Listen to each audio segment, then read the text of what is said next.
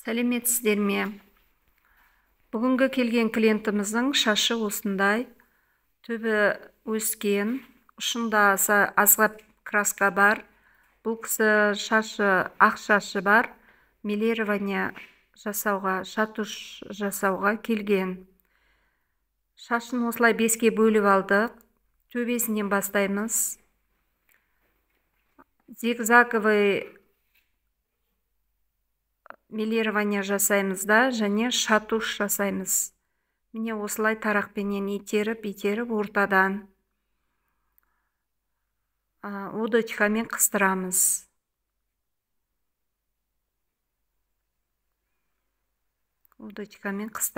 Міне осылай қыстырып алдық та, осының астына фольга қойып, фольганың үш жағын қайырамыз темір тарақтың ұшыменен. Сөйтіп астына қоямыз удочканың. Шашты қатты ұстап тұрамыз да, супрамызды дайындап қойған қоспамызды жағамыз. Бұл супра қалай дайындалатын формуласын айтайын. Порошок 40 грамм, оксидант 6%, 80 грамм. Осылай дайындап аламыз да шашқа жағамыз.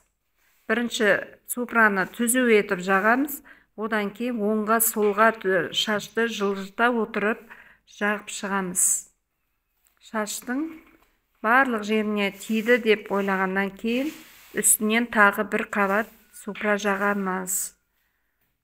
Сөйтіп осылай удочкадан сәл асырып фольганы жеткізіп тұрып, астында қайырылған фольганы да жазып, осылай екі шетін қыстырып аламыз. Сосын екі жағын қайырамыз.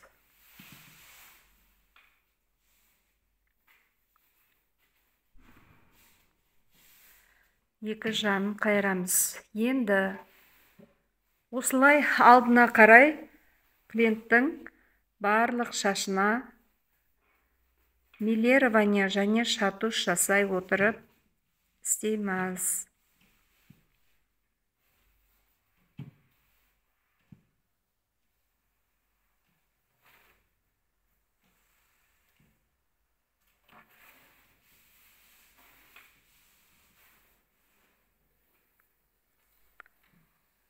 Біз төбесін бәрін жасап болдық. Енді алдыңғы жағын алдына қаратып жасаймыз. Супраны жағамыз.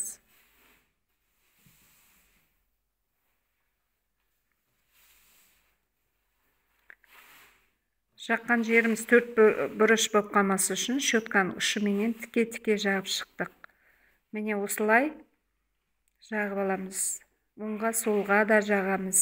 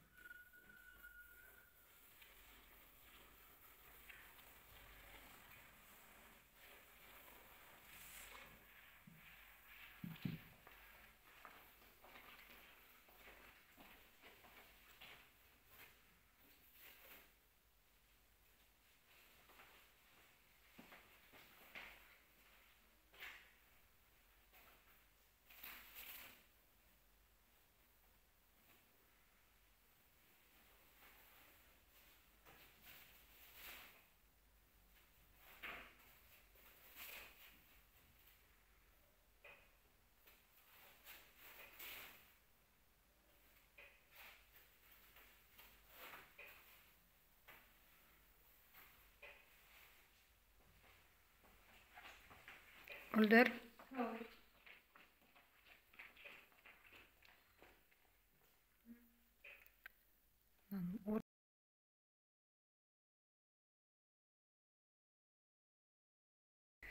Енді сол жағын істейміз. Ең астынан бастаймыз.